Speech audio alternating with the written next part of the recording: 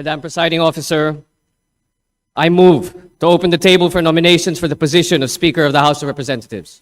There's a motion to open the table for nominations for the position of Speaker of the House of Representatives. There being no objection, the motion is approved. The nominations are now in order. Majority Leader.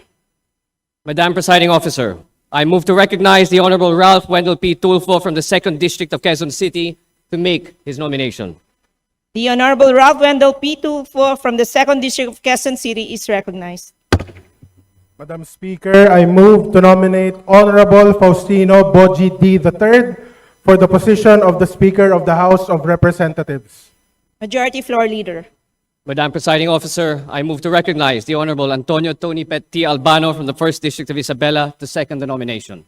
Madam Speaker, this humble representation seconds the nomination for the position of Speaker of the House of Representatives, Congressman Faustino Boji Gomez T. III.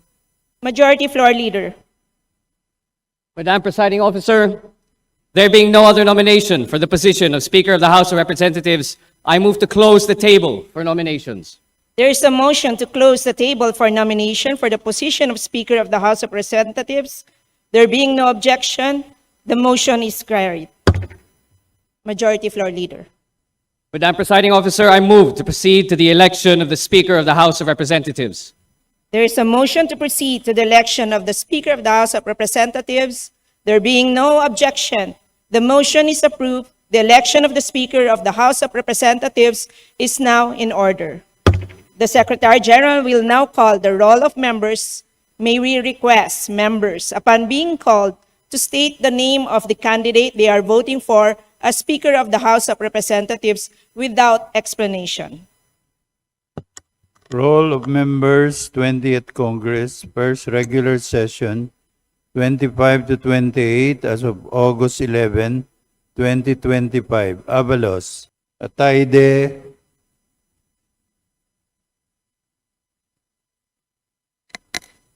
Madam Chair, from Quezon City District 1, my vote goes for Honorable Faustino Boji D. for Speaker of the House. Parsaga,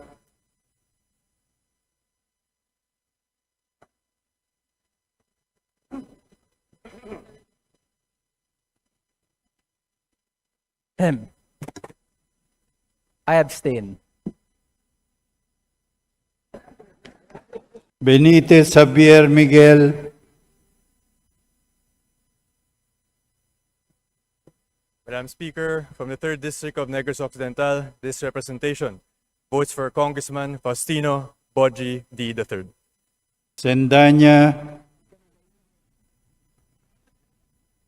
Ang akbayan po bilang bahagi ng minorya ay nag-abstain.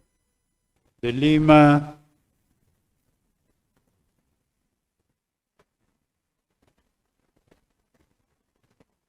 Mamamayang Liberal or ML Party List, I abstain. Jokno, For a client party list, I'm a member of the minority, I abstain. Di Faustino Michael Carlos,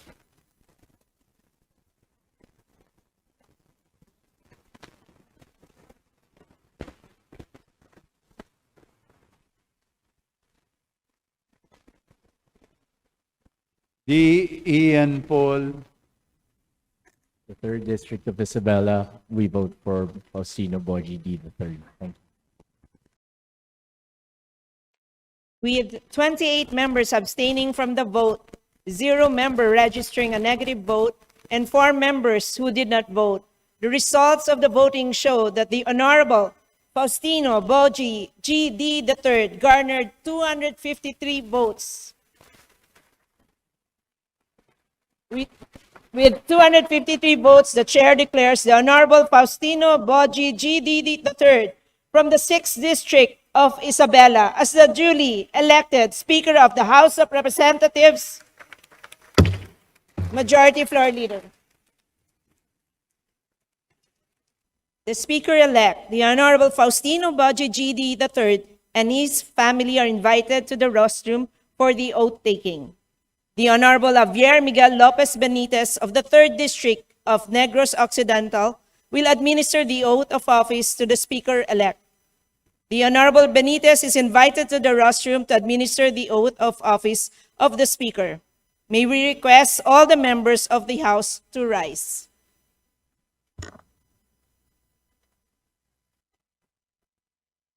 I, I, Faustino Boji D. III of the, of the 6th District of Isabela, having been elected as, having been elected as Speaker of the House of Representatives, hereby solemnly swear hereby solemnly swear that I will well and faithfully discharge to the best of my ability I will well and faithfully discharge to the best of my ability the duties of my present position and of all others I may hereafter hold under the Republic of the Philippines, the duties of my present position, all of our others may hereafter hold under the Republic of the Philippines.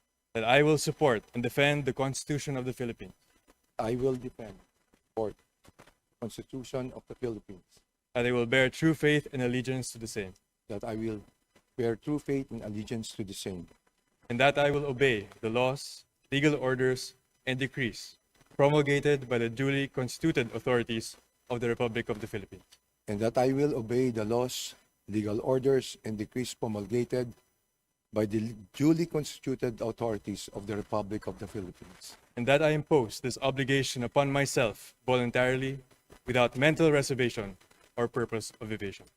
and that I impose this obligation upon myself voluntarily without mental reservation or purpose of evasion. So help me God. So help me God. Congratulations, Speaker.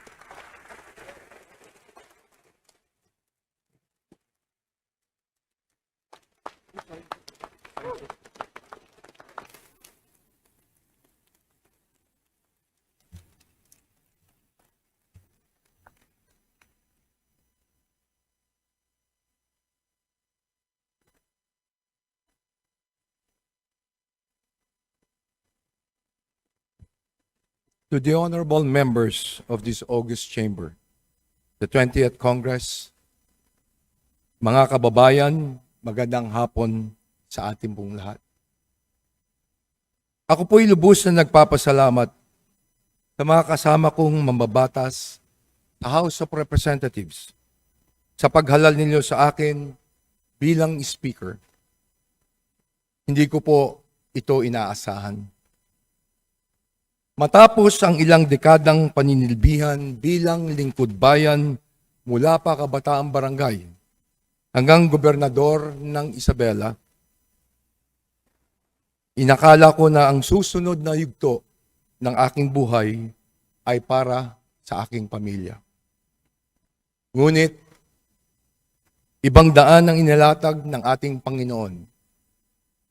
Dinala niya po ako muli dito sa Kongreso upang mas higit pang palawakin ang aking paglilingkod. Aminado po ako, meron po akong pangamba sa aking dibdib habang iniisip ko ang hamon na katungkulang inaatang sa aking balikat. Panahon na nang ituon natin ang ating paningin sa mga pangailangan ng ating mga kababayan. Sila ang rason kung bakit tayo naririto. Huwag sana po natin kalimutan yan. Sila ang unahin natin bago ang pangsariling kapakanan. Kung meron pong dapat na managot sa mga umuugong na mga paratang na ito, titiyakin natin na magiging patas ang mga pagdinig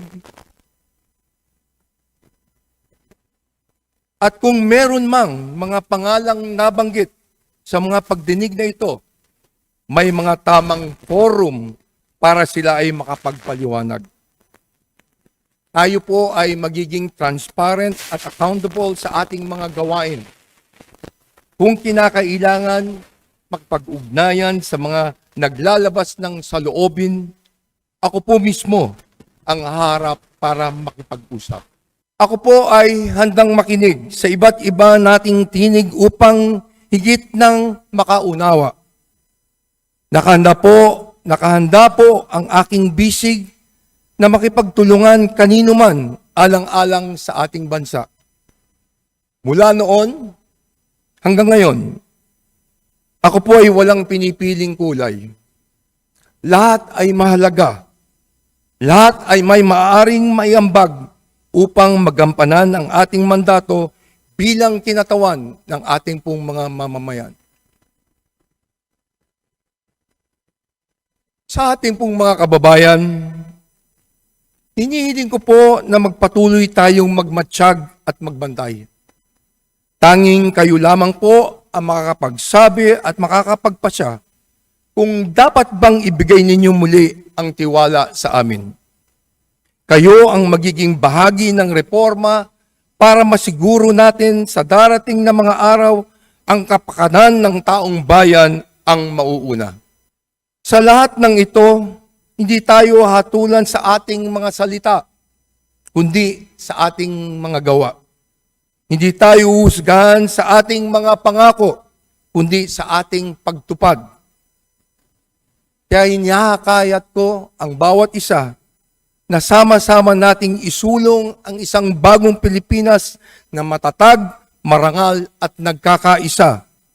Muli, maraming salamat sa inyong pagtitiwala. Pagpalain nawa tayo ng puong may kapal.